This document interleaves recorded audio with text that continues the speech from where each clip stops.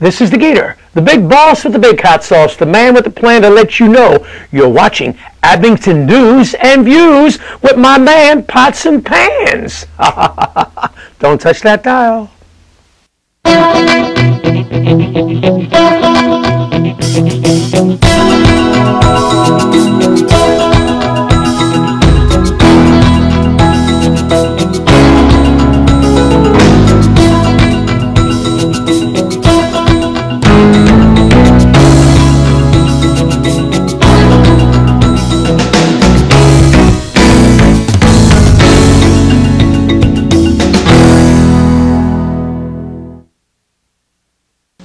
Hello, welcome to Abington News and Views. I'm Mark Lombardi, and of course, this is Off the Record.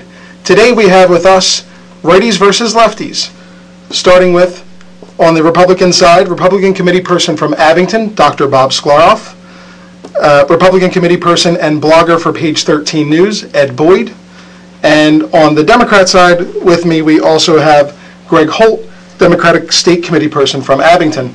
Welcome to the show, gentlemen. Thank you. As mentioned, we're going to be doing another segment of righties versus lefties and basically cover the whole scope of everything.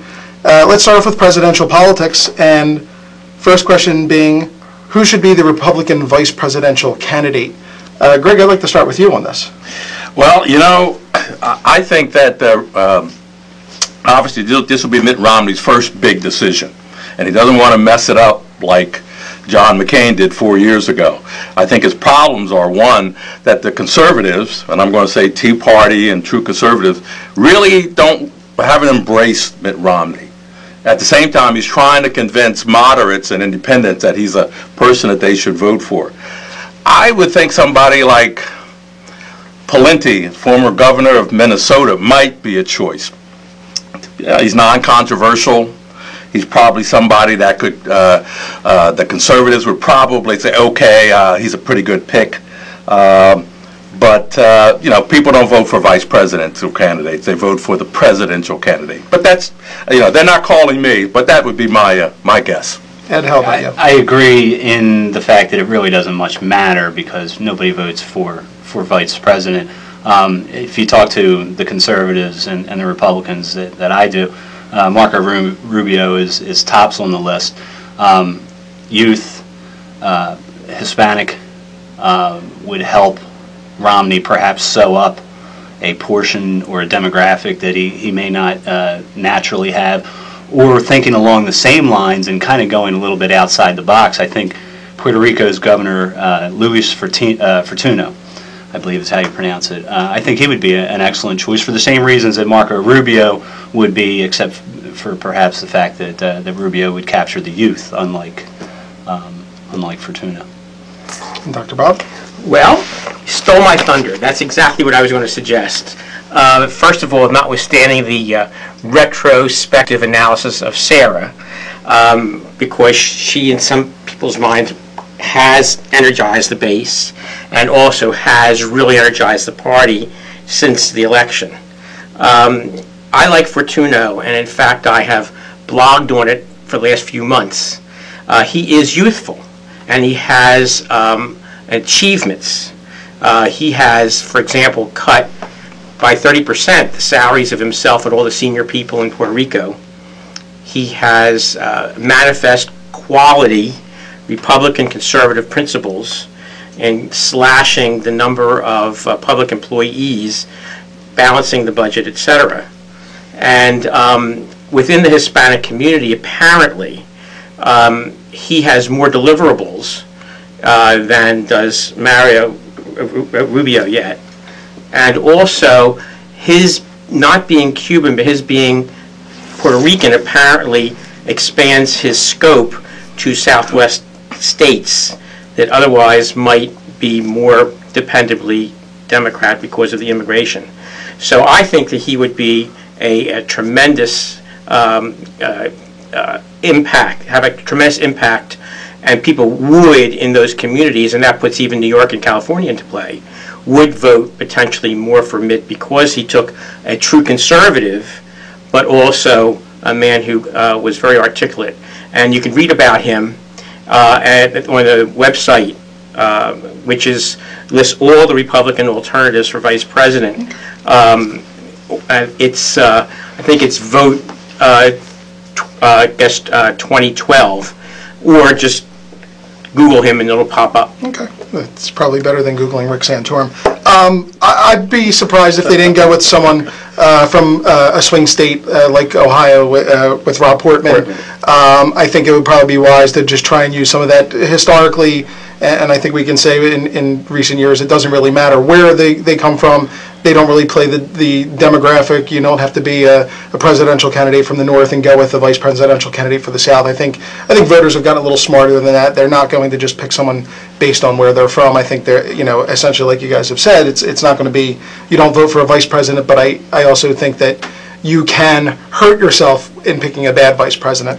If I may, yeah. I think there may be actually a more interesting question than who Mitt Romney is going to select for vice president. Yes. Let's float the idea, yes. Is Obama going to stick with the apparently loose-lipped Joe Biden? I think you're getting into conspiracy theory type things where, is he going to switch to someone else? They're reaching for straws. Yeah. And I would say on both of your candidates, that's why they won't be picked, because they're the logical individuals that Mitt Romney should pick. That's why they won't be. He's going to pick somebody that's going to be one of those, again? Set the world on fire. I just think he's going to make a safe pick, and that'll make nobody happy in the Republican Party. Well, entirely possible. And I think this also carries on to our next question: is can President Obama win Pennsylvania during the re-election, or the vote for re-election? It's not definite yet at this point. We'll start with you, Dr. Bob. I mean, do you think he can win state of Pennsylvania? Yes, and I presented a few articles to everybody this morning, sort of like telegraphing my punches. And what I did was I took the Gallup poll, and I have one sentence to read from the headline. The lead says, Mitt Romney currently has a 49 to 45% edge over Barack Obama among middle-income voters, those whose annual household income is between $36K and $90K. Romney has the same lead among upper-income voters, while Obama maintains a wide advantage among lower-income voters. So I think that when you look at how he has been besmirching the coal industry, how he has obviously had the problem from 4 years ago at that cocktail party in California where he besmirched people who were faith-based and perhaps clung to their guns, etc.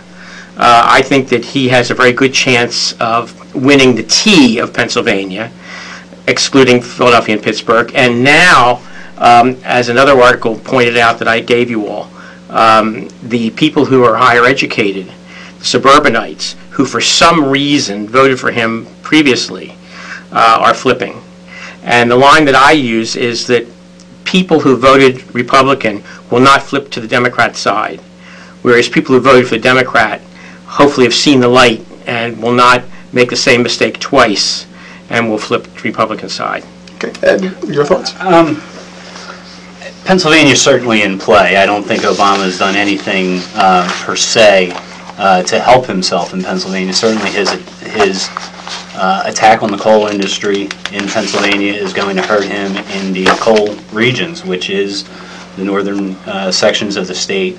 I believe there are job-hungry counties in Pennsylvania that are just, they believed what he had to say 4 years ago, and they're not going to buy it this time around. Greg? Well, these guys are reminding me of Dorothy in The Wizard of Oz. They're clicking their heels together saying, my candidate has a chance to win Pennsylvania. I wore a blue tie because Pennsylvania is a blue state. Obama is going to win here. And I think that part of that is going to be because he's well organized here, across the country, as a matter of fact. But he is well organized here. I think a part of the problem for the Republican, for Mitt Romney, is in the suburbs, which is where the vote's going to come from around Philadelphia. Republicans, he's going to get the Democratic vote, and that's all going to be based on turnout. But Republicans are fiscally conservative, but they're socially moderate. And what are the Republicans hammering about? Oh, we can't have same-sex marriages. We can't have this. We abortion, contraception. Those are the things. Those are the things that turn off the socially moderate Republican. But it's all going to be based on turnout. Obama's going to win Pennsylvania. Even Capitol Wire in the last 3 weeks has moved it from a swing state to lean Democratic. Two things you left out. The large independent population in the western portion of the state, close to the Ohio border, and the social issues that you talk about are not issues that conservative Republicans have brought to the table.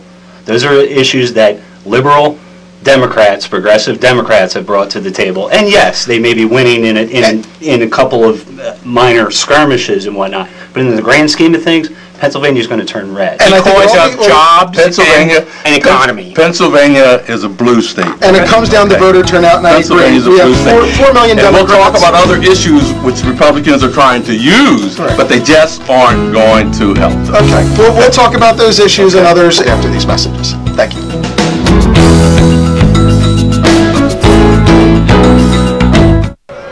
Hi, I'm Tom Corbett, and you're watching Abington News and Views.